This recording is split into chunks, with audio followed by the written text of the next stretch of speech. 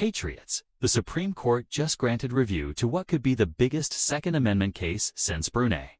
And this time, we have the Trump DOJ fighting on our side while 18 anti-gun states are desperately trying to preserve their post-Bruen carry restrictions. We're talking about Wolford v. Lopez, the Hawaii concealed carry case that challenges the sneaky permission slip laws passed in direct defiance of the Supreme Court's Bruen decision. And here's what makes this huge. The Trump DOJ just filed to participate in oral arguments happening on January 20th. We've got 25 states supporting gun rights and 18 anti-gun states defending Hawaii's restrictions. Before we break down this massive showdown, smash that subscribe button. We're covering the Supreme Court case that could free concealed carry in California, New York, Hawaii, and more. Let's hit 750,000 subscribers. Let's dive into this constitutional battle. The Hawaii law under a TTA Sakala, me explain what Hawaii did, because it's one of the sneakiest attempts to circumvent the Supreme Court's Bruen decision. After Bruen struck down New York's May-issue concealed carry system, anti-gun states panicked. They knew they couldn't deny permits arbitrarily anymore, but they didn't want to actually allow people to carry guns. So Hawaii, along with California, New York, New Jersey, and others, came up with a new scheme: sensitive places bans. Here's how Hawaii's law works. Default rule: you cannot carry a concealed firearm on any private property open to the public unless the property owner gives you express permission. That means unless there's a sign saying yes, you can carry here. You're committing a crime by carrying in restaurants, stores, shopping malls, movie theaters, gas stations, banks, basically anywhere businesses operate. Do you see how insane this is? Hawaii flipped the presumption. Instead of property owners posting nitrogen monoxide guns if they don't want firearms, now they have to post yes guns allowed, or concealed carry permit holders become criminals. This effectively makes concealed carry worthless. You can't carry anywhere you actually need to go in daily life. And Hawaii claims this doesn't violate the Second Amendment because it's just about property rights. They're lying, and everyone knows it. The District Court and the good news: plaintiffs, individual gun owners, and Second Amendment organizations immediately sued Hawaii. The case went to federal district court, and the district court judge saw through Hawaii's scheme. The judge granted a preliminary injunction blocking Hawaii's law from taking effect. The judge recognized that this wasn't really about property rights. It was a gun control law designed to make concealed carry impossible. But Hawaii appealed to the Ninth Circuit Court of Appeals, one of the most notoriously anti-gun circuit courts in America. And what did the Ninth Circuit do? They reversed the district court and ruled in favor of Hawaii.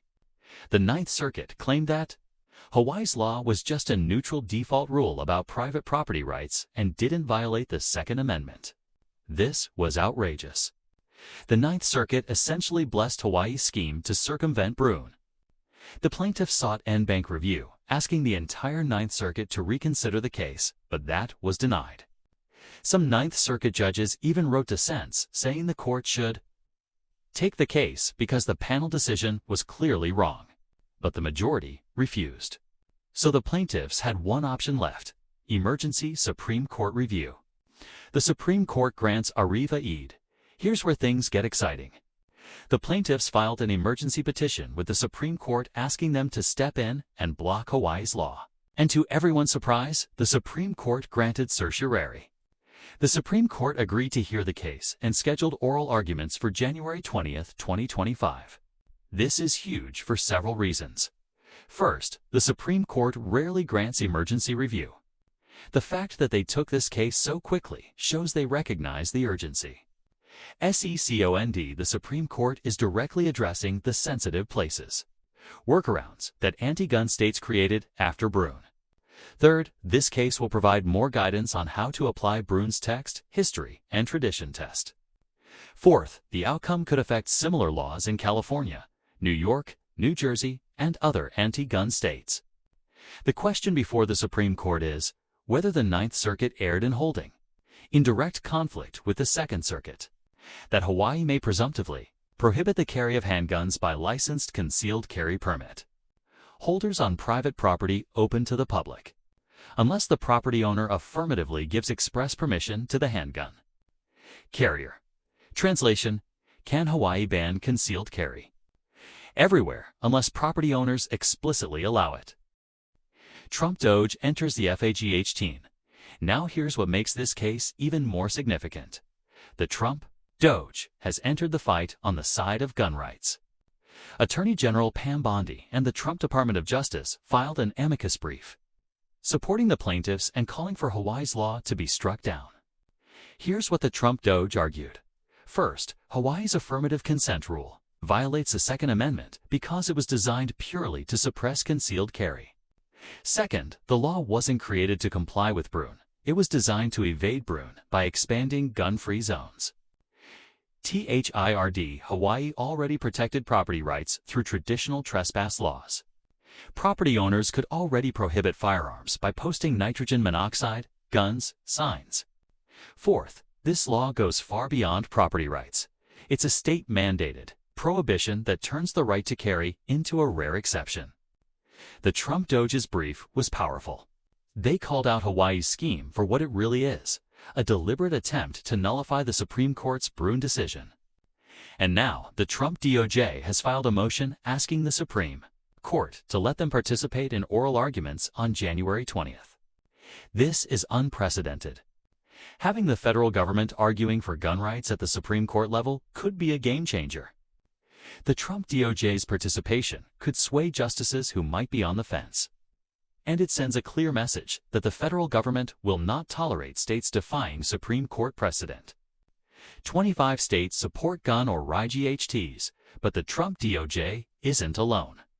26 states have filed an amicus brief supporting the plaintiffs and calling for Hawaii's law to be struck down. These states recognize that what Hawaii is doing threatens state sovereignty and constitutional rights nationwide. If Hawaii can nullify Bruen through legal tricks, what's to stop other states from nullifying other constitutional rights? These pro-gun rights states are standing up for the Second Amendment and demanding that the Supreme Court enforce its own precedent. This shows a massive coalition of states that believe in constitutional carry and property owner rights, not government-mandated prohibitions.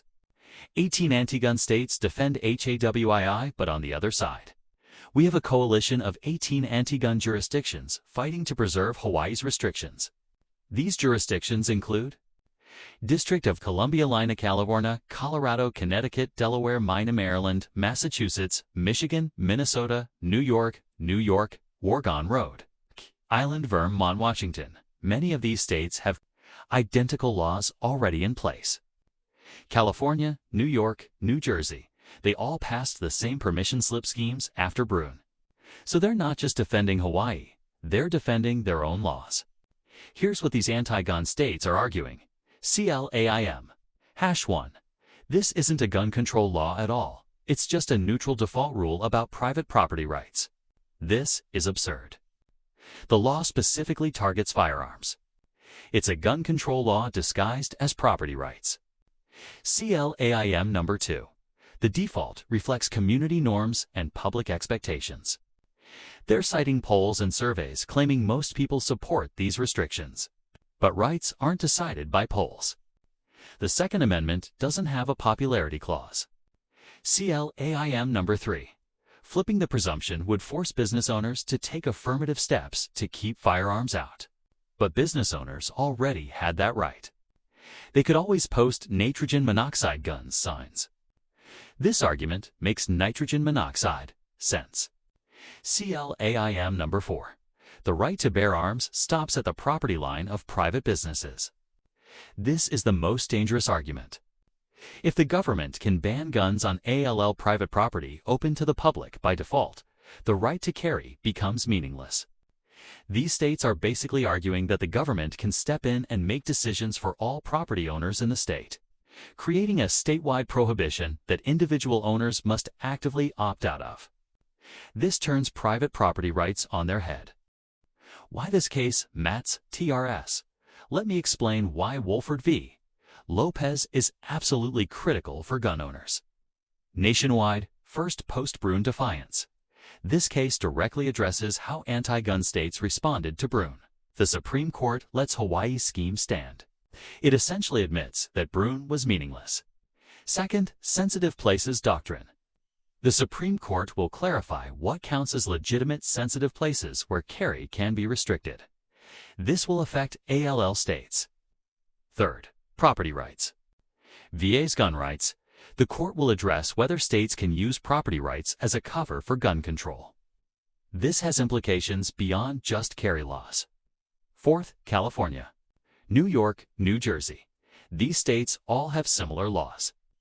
If Hawaii's law falls, their laws fall too. This could free concealed carry in the most populated anti-gun states. Fifth, Bruen enforcement. This case tests whether the Supreme Court will enforce its own precedent. If states can openly defy Bruen without consequences, what's the point of Supreme Court decisions? Sixth, future workarounds. The reasoning in this case will determine whether states can continue finding creative ways to restrict gun rights while claiming compliance with Supreme Court precedent. This is about whether the Second Amendment is a real right or just words on paper that states can ignore. What to expect at oral arguments. Oral arguments are scheduled for January 20th, 2025. That's Inauguration Day for President Trump's second term. Here's what to watch for. The Trump DOJ. If the Supreme Court grants their motion to participate, we'll see federal attorneys arguing for gun rights. This could include questions from justices about how the federal government views post-Bruen compliance. Property rights debate. Expect intense questioning about whether this is really about property rights or gun control. Justice Thomas and Alito will likely press Hawaii's attorneys on this. History and tradition. The court will examine whether there's historical support for Hawaii's approach. Expect discussion of colonial era laws, founding era practices, and 19th century regulations. Circuit split. The Ninth Circuit ruled one way. The Second Circuit has ruled differently on similar issues. The Supreme Court will need to resolve this conflict. Impact on other states. Justices will consider how their ruling affects similar laws nationwide. They know California, New York, and New Jersey are watching. This oral argument could be one of the most significant Second Amendment hearings since Bruen itself. What gun owners should DOI if you're a concealed carry holder, especially in Hawaii, California, New York, New Jersey, or other restrictive states? Here's what you need to do. First, stay informed about this case. Follow updates on the oral arguments and eventual decision. SecOND, support legal organizations fighting this battle. Organizations like the Second Amendment Foundation, FPC, and others need resources. Third, comply with current laws while the case is pending. Don't become a test case yourself. Fourth, prepare for potential changes. If the Supreme Court strikes down these laws, you'll need to understand your new rights and responsibilities. Fifth, contact your state representatives. Let them know you're watching how they respond to Supreme Court decisions. Sixth, spread the word. Most gun owners don't even know this case is happening. Share this information. Prediction. And CLOC here's my prediction. Based on the Supreme Court's willingness to take this case quickly, the Trump DOJ's support, and the clear defiance of Bruen by Hawaii, I believe the Supreme Court will strike down Hawaii's law. I expect a 6-3 or possibly 5-4 decision with the conservative justices in the majority. The reasoning will likely emphasize that states cannot use property rights as a cover for gun control. The default presumption must favor the exercise of constitutional rights. Bone. Mune. Ruby Kiss has the Loxioria rights post. Moon. Workarounds that effectively nullify concealed, but we'll know for sure after oral arguments on January 20th, and the decision likely coming in June 2025. All right, Patriots. That's the complete breakdown of the Hawaii concealed carry case heading to the Supreme Court. Key points. Supreme Court granted review to Wolford v. Lopez. Trump DOJ filed supporting gun rights, asking to join oral arguments. 25 states support striking down Hawaii's law. 18 anti-gun states defending Hawaii's restrictions. Oral arguments scheduled for January 20th. 2025 decision could free concealed carry in CA, NY, NJ, high, and more. If you found this valuable, smash that like button. Share with every concealed carry holder you know. Subscribe for updates after oral arguments. Comment: do you think the Supreme Court will strike down Hawaii's law? What do you expect from oral arguments?